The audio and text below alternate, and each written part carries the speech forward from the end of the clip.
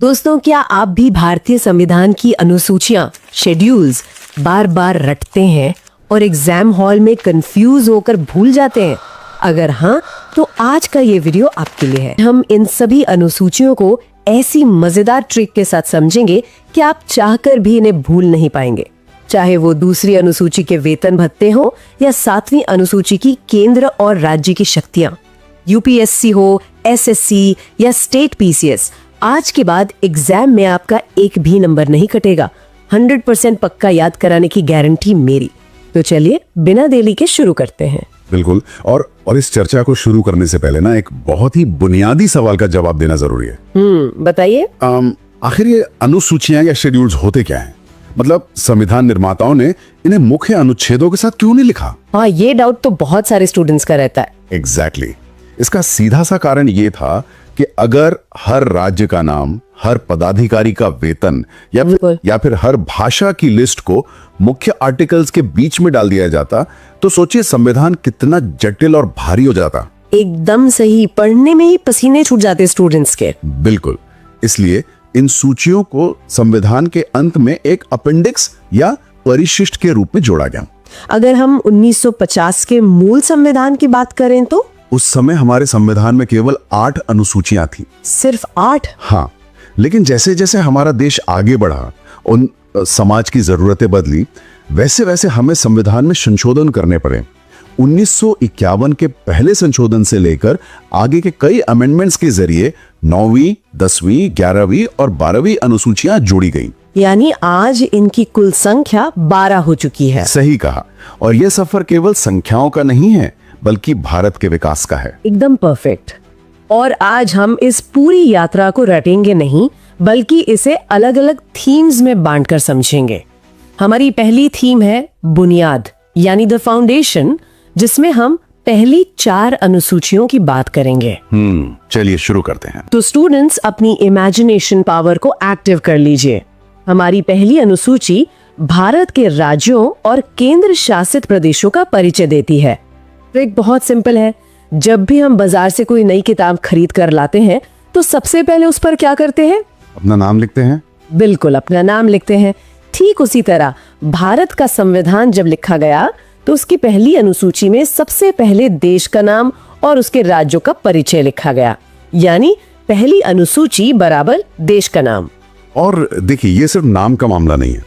अगर हम संवैधानिक दृष्टिकोण से देखें तो पहली अनुसूची बहुत ही क्रिटिकल है। वो कैसे? क्योंकि ये डिफाइन करती है कि भारत का राज्य क्षेत्र असल में है क्या। इसमें न केवल हमारे 28 राज्य और 8 केंद्र शासित प्रदेश शामिल हैं, बल्कि भविष्य में भारत द्वारा अर्जित किए जाने वाले किसी भी नए क्षेत्र का जिक्र भी यही होगा। अच्छा, मतलब जब भी भारत के नक्शे में कोई बदलाव होता है, जैसे तेलंगाना का बनना हो या जम्मू कश्मीर का पुनर्गठन, संसद को इसी पहली अनुसूची में संशोधन करना पड़ता है। क्या बात है। इसके बाद आती है हमारी दूसरी अनुसूची, जो राष्ट्रपति, राज्यपाल, सुप्रीम कोर्ट और हाई कोर्ट के जज और कैग जैसे संवैधानिक पदाधिकारियों के वेतन, भत्ते और पेंशन से जुड़ी है। अब इसे याद करने की ट्रिक देखिए स्टूडेंट्स। हमारे समाज में जब भी कोई व्यक्ति बहुत सारा पैसा कमाता है, तो लोग मजाक में क्या कहते हैं कि भाई ये तो 2 नंबर की कमाई कर रहा है। हाँ, ये तो आम बोलचाल की भाषा है। पैसा मतलब 2 नंबर की कमाई। तो जब भी एग्जाम में वेतन या पैसा देखे, तुरंत समझ जाइए कि 2 नंबर की बात हो रही है। 2 नंबर बराबर वेतन, वो बिल्कुल 1 नंबर का है। लॉजिक भी बता दीजिए फिर। संविधान निर्माताओं ने इन बड़े पदों के वेतन को संविधान की दूसरी अनुसूची में ही इसलिए लिख दिया ताकि इनकी आजादी और निष्पक्षता बनी रहे। इसे भारत की संचित निधि पर भारत किया जाता है। Consolidated fund of India. बिल्कुल। इसका मतलब यह है कि संसद में इन वेतनों पर बहस तो हो सकती है, लेकिन वोटिंग नहीं हो सकती। इससे यह श्योर हो जाता है कि कोई भी सरकार किसी जज या कैग का वेतन कम करके उन पर कोई राजनीतिक दबाव नहीं डाल सकती। क्या बात है। मतलब ट्रिक के साथ साथ सॉलिड लॉजिक भी। अब आते हैं तीसरी अनुसूची पर, जिसमें विभिन्न पदाधिकारियों द्वारा ली जाने वाली शपथ के प्रारूप दिए गए हैं। यहाँ अक्सर हम एक शब्द सुनते हैं, संवैधानिक नैतिकता या कॉन्स्टिट्यूशनल मोरालिटी। जब कोई मंत्री या जज तीसरी अनुसूची के तहत शपथ लेता है, तो वो महज एक कागज नहीं पढ़ रहा होता, वो एक कमिटमेंट कर रहा होता है। एग्जैक्टली। वो सार्वजनिक घोषणा कर रहा होता है कि वो अपने निजी स्वार्थ से ऊपर उठकर संविधान का पालन करेगा। ये हमारे लोकतंत्र का एक बहुत बड़ा मनोवैज्ञानिक आधार है। दोस्तों, पहली अनुसूची में तो हमने नई किताब पर देश का नाम लिख दिया। दूसरी अनुसूची की ट्रिक तो आपको याद ही हो गई होगी, 2 नंबर की कमाई यानी पैसा यानी वेतन। तो अब आप लोग थोड़ा दिमाग लगाओ और कमेंट करके बताओ कि जब हम शपथ लिखते हैं तो उसमें कितने अक्षर होते हैं। देखते हैं कौन कौन तीसरी अनुसूची की ट्रिक खुद डिकोड कर पाता है। मुझे लगता है कि जो छात्र इस क्लास को ध्यान से सुन रहे हैं उन्होंने अब तक डिकोड कर ही लिया होगा। बिल्कुल कर लिया होगा। अगर आप हिंदी शब्द श प थ को ध्यान से देखें तो इसमें ठीक 3 अक्षर हैं, श प और थ। और यही हमारी तीसरी अनुसूची है, श प थ मतलब 3 अक्षर यानी तीसरी अनुसूची। सही है। चलिए अब बुनियाद थीम के आखिरी हिस्से यानी चौथी अनुसूची पर चलते हैं। यह राज्यसभा में सीटों के प्रतिनिधित्व से जुड़ी है। इसे याद करने की जो ट्रिक है उसमें थोड़ा सा डार्क ह्यूमर है। अच्छा, देखिए, राज्यसभा को हम उच्च सदन कहते हैं, जहां अक्सर वरिष्ठ और अनुभवी यानी बुजुर्ग लोग चुनकर जाते हैं। और हमारे समाज में कहावत है कि बुजुर्गों का चौथा जल्दी होता है। अरे बाप रे। तो बस दिमाग में ये इमेज बनाइए, बुजुर्ग मतलब राज्यसभा और उनका होता है चौथा। तो राज्यसभा की सीटें बराबर चौथी अनुसूची। ओह, ये ट्रिक थोड़ी सी डार्क जरूर है, लेकिन हाँ, एग्जाम के प्रेशर में ऐसी अजीब चीजें याद आती हैं। बिल्कुल आती हैं। हालांकि अगर हम इसे पॉलिटिकल साइंस के नजरिए से देखें तो चौथी अनुसूची भारत के संघवाद का एक बहुत बड़ा पिलर है। यहाँ एक कॉन्सेप्ट समझना जरूरी है। अमेरिका में हर राज्य को सीनेट में समान रूप से 2 सीटें मिलती हैं, चाहे राज्य कितना ही बड़ा या छोटा क्यों ना हो। बिल्कुल, लेकिन भारत में ऐसा नहीं है। हमारी चौथी अनुसूची राज्यों को उनकी जनसंख्या के आधार पर राज्यसभा में सीटें आवंटित करती है। इसीलिए उत्तर प्रदेश के पास राज्यसभा की 31 सीटें हैं, जबकि सिक्किम या गोवा के पास सिर्फ एक सीट है। एकदम सही। ये जनसंख्या के प्रतिनिधित्व का एक बेहतरीन उदाहरण है। चलिए देखते हैं आपका ध्यान स्क्रीन पर है या नहीं। अभी हमने अनुसूची 4 को बुजुर्गों के चौथे वाली ट्रिक से राज्यसभा के लिए याद किया। अब बिना पीछे जाए मुझे कमेंट में बताओ वो कौन सी अनुसूची है जिसमें नेता 5 साल वाले चुनाव में SC/ST के कल्याण का वादा करते हैं। फटाफट आंसर दो। यहाँ से हमारी दूसरी थीम शुरू होती है, जिसे हम हाशिए पर खड़े समाज का प्रशासन कह सकते हैं। इसमें 5वीं और 6ठी अनुसूची आती है। 5वीं अनुसूची विशेष रूप से अनुसूचित क्षेत्रों और अनुसूचित जनजातियों के प्रशासन से संबंधित है। इसमें एक बहुत ही महत्वपूर्ण संस्था का जिक्र है, जनजातीय सलाहकार परिषद, ट्राइबल एडवाइजरी काउंसिल। हाँ, ये परिषद राज्यपाल को सलाह देती है कि कौन सा कानून जनजातीय क्षेत्रों में लागू होना चाहिए और कौन सा नहीं। और इसे याद रखने का लॉजिक भी एकदम सेट है। हमारे देश में हर 5 साल में चुनाव होते हैं और हर 5 साल के चुनाव में हमारे नेता मंच पर खड़े होकर सबसे ज्यादा वादे किसके लिए करते हैं? अनुसूचित जाति और जनजाति के लिए। बिल्कुल, ST/ST के कल्याण के लिए। तो जैसे ही एग्जाम में ST/ST प्रशासन का सवाल आए, दिमाग में तुरंत क्लिक होना चाहिए कि ये वादे कब होते हैं? 5 साल के चुनाव में। 5 साल चुनाव बराबर अनुसूची 5। ये एक अच्छा कोरिलेशन है, लेकिन यहीं पर छात्रों को सबसे ज्यादा कंफ्यूजन होता है अनुसूची 5 और अनुसूची 6 के बीच। हाँ, ये बहुत कॉमन डाउट है। 6ठी अनुसूची भी जनजातीय प्रशासन से ही जुड़ी है, लेकिन ये पूरे भारत के लिए नहीं है। ये केवल 4 पूर्वोत्तर राज्यों असम, मेघालय, त्रिपुरा और मिजोरम के जनजातीय क्षेत्रों के लिए है। अब सवाल ये उठता है कि इन 4 राज्यों को अलग से 6ठी अनुसूची में क्यों रखा गया? ट्रिक्स से परे जाकर अगर सोचें तो वाकई ये एक बड़ा सवाल है। ऐसा क्यों किया गया? इसका कारण उनका ऐतिहासिक और सांस्कृतिक बैकग्राउंड है। देश के बाकी हिस्सों में जो जनजातियां थीं, उनका मुख्य धारा के समाज के साथ थोड़ा बहुत संपर्क था। वो पूरी तरह से कटे हुए नहीं थे। राइट। लेकिन इन 4 पूर्वोत्तर राज्यों की जनजातियां सदियों से अपनी एक बिल्कुल अलग और स्वायत्त जीवन शैली जी रही थी। उनके अपने पारंपरिक कानून थे, इसलिए संविधान ने उन्हें ऑटोनॉमस डिस्ट्रिक्ट काउंसिल या ADCs बनाने की विशेष छूट दी। Autonomous district council. जी, आप इन ADCs को एक छोटी सी मिनी सरकार समझ सकते हैं। इनके पास अपनी खुद की जमीन, जंगल और विवाह से जुड़े कानून बनाने की पावर होती है। यहाँ तक कि इनके पास छोटे मोटे मामलों को सुलझाने के लिए न्यायिक शक्तियां भी होती हैं। और स्टूडेंट्स, इसी कंफ्यूजन को हमेशा के लिए दूर करने के लिए हमारे पास एक जादुई ट्रिक है, ATM वाली ट्रिक। ATM वाली? हाँ, छठी अनुसूची के उन 4 विशेष राज्यों को याद रखने के लिए बस एक शॉर्टकट याद रखिए, ATM। A से आसाम, T से त्रिपुरा, M से मेघालय और M से मिजोरम। ध्यान रखिएगा, इसमें मणिपुर नहीं है। ये बहुत क्रिटिकल पॉइंट है, बच्चे अक्सर मणिपुर टिक कर आते हैं। बिल्कुल। और इसकी ट्रिक क्या है? जब आप पैसे निकालने ATM जाते हैं और मशीन खाली होती है तो आपके मुंह से क्या निकलता है? छी यार, पैसे ही नहीं है। तो बस ATM खाली होने पर निकलता है ची, और ची से बना 6, यानी अनुसूची 6। बहुत बढ़िया। असली मजा तो अब आ रहा है। अनुसूची 6 में जब ATM खाली होता है तो मुंह से क्या निकलता है? छी, यानी 6। और अनुसूची 7 में जब लोग साथ नहीं रह पाते तो क्या होता है? शक्तियों का बंटवारा। है ना गजब की ट्रिक? अगर ये जादुई तरीका आपके दिमाग में छप रहा है तो अभी वीडियो लाइक करो ताकि मुझे आपका फीडबैक मिल सके। शक्तियों का ये बंटवारा जो 7वीं अनुसूची में है, हमारी तीसरी थीम पावर डायनामिक्स की शुरुआत करता है। बिल्कुल। केंद्र और राज्य के बीच कोई विवाद न हो, इसके लिए 7वीं अनुसूची में 3 अलग अलग सूचियां दी गई हैं। पहली है संघ सूची, जिस पर केवल केंद्र सरकार कानून बना सकती है, जैसे रक्षा, विदेश मामले या रेलवे। Union list. हाँ। दूसरी है राज्य सूची, जिस पर राज्य सरकारें कानून बनाती हैं, जैसे पुलिस, कृषि या स्वास्थ्य। और तीसरी है समवर्ती सूची, जिस पर दोनों कानून बना सकते हैं, जैसे शिक्षा या जंगल। और अगर दोनों के कानूनों में टकराव होता है तो केंद्र का कानून ही मान्य होगा। एकदम सही कहा आपने।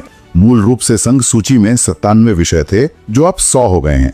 राज्य सूची में 66 विषय थे, जो घटकर 61 रह गए हैं। और समवर्ती सूची में 47 से बढ़कर 52 विषय हो गए हैं। बिल्कुल सर। और इस डेटा के साथ हमारी 7 वाली ट्रिक याद रखनी है। जब पति, पत्नी या दोस्त साथ नहीं रह पाते तो अंत में उनका बंटवारा हो जाता है। 7 साउंड्स लाइक 7, और साथ नहीं रहने पर क्या हुआ? शक्तियों का बंटवारा। अब चलिए 8वीं अनुसूची की बात करते हैं।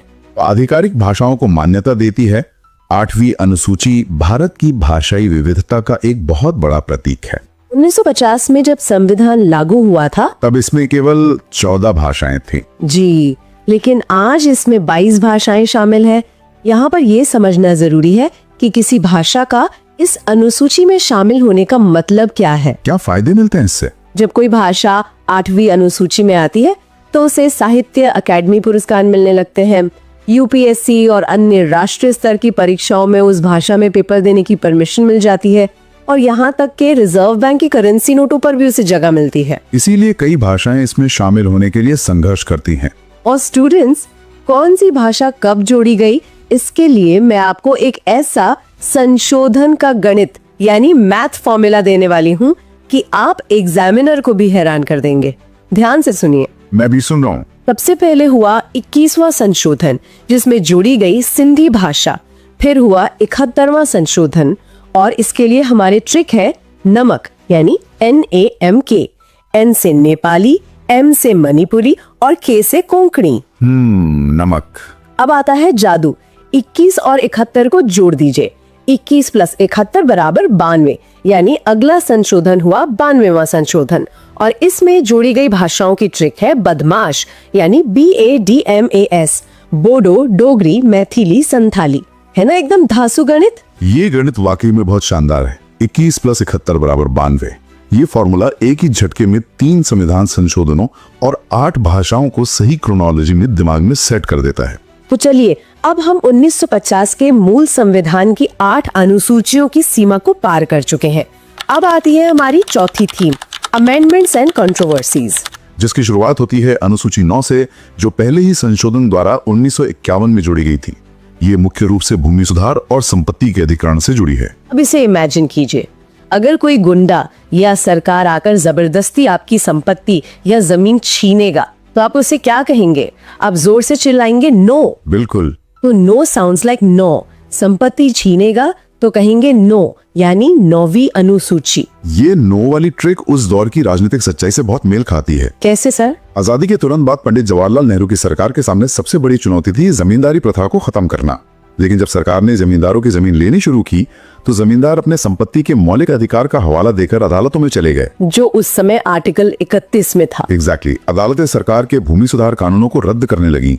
तो नेहरू जी और न्यायपालिका के बीच इस टकराव को खत्म करने के लिए 1951 में पहले संविधान संशोधन के जरिए 9वीं अनुसूची को एक सुरक्षा कवच के रूप में बनाया गया। मतलब एक तिजोरी बना दी गई। हाँ, नियम ये बना दिया गया कि जिस भी कानून को इस 9वीं अनुसूची में डाल दिया जाएगा, अदालतें उसकी न्यायिक समीक्षा या जुडिशियल रिव्यू नहीं कर सकेंगी।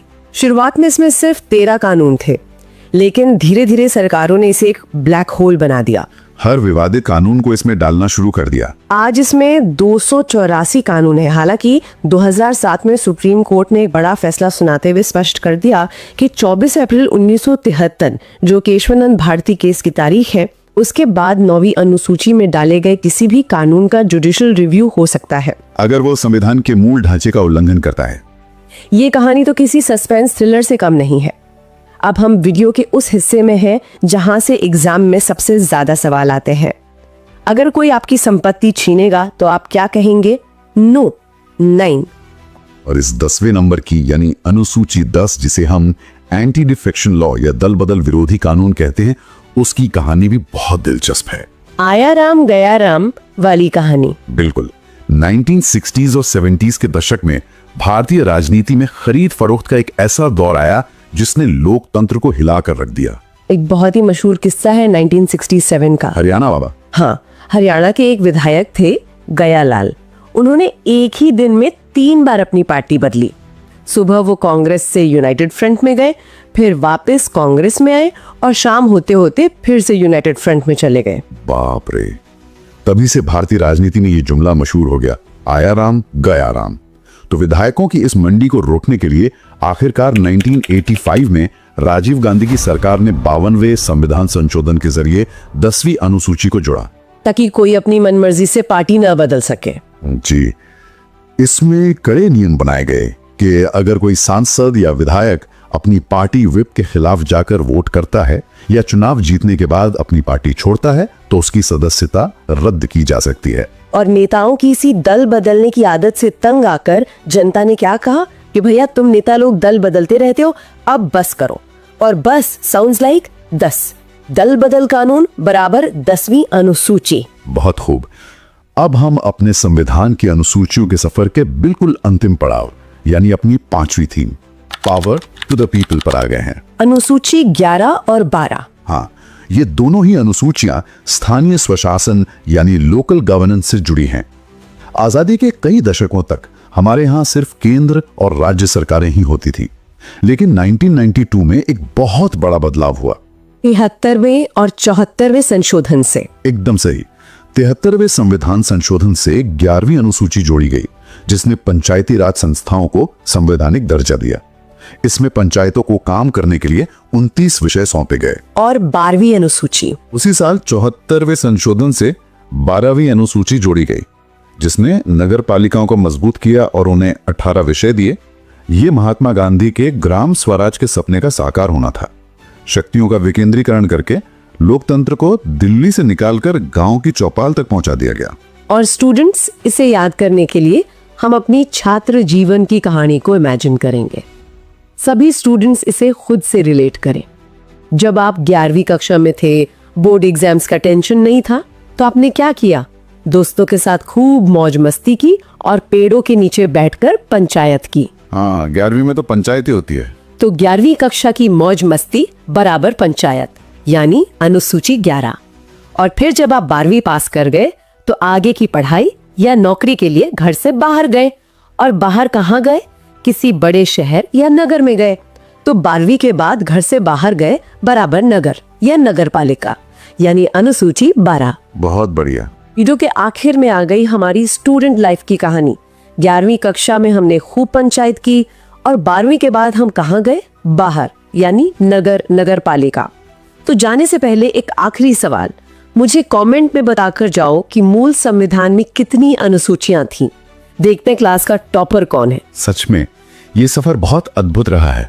संविधान निर्माताओं ने 8 अनुसूचियों से शुरुआत की थी और जैसे जैसे समाज बदला, हमने जमीन के विवादों को सुलझाने, दल बदल को रोकने और गांव शहर के प्रशासन को संभालने के लिए 4 और अनुसूचियां जोड़कर इन्हें 12 कर दिया। समय के साथ संविधान भी तो अपडेट होना चाहिए। बिल्कुल। अब आज के इस तेजी से बदलते डिजिटल, डेटा और आर्टिफिशियल इंटेलिजेंस के युग को देखते हुए एक गहरा सवाल उठता है। सोचिए, अगर कल को भविष्य में हमारे संविधान में 13वीं अनुसूची जोड़ी जाए तो वह किस विषय पर होनी चाहिए? या वो डेटा प्राइवेसी पे होगी या एआई के रेगुलेशन पर? इस पर विचार जरूर कीजिएगा। दोस्तों, ट्रिक्स तो आपने देख ली, लेकिन असली सिलेक्शन पक्का होता है रिवीजन से।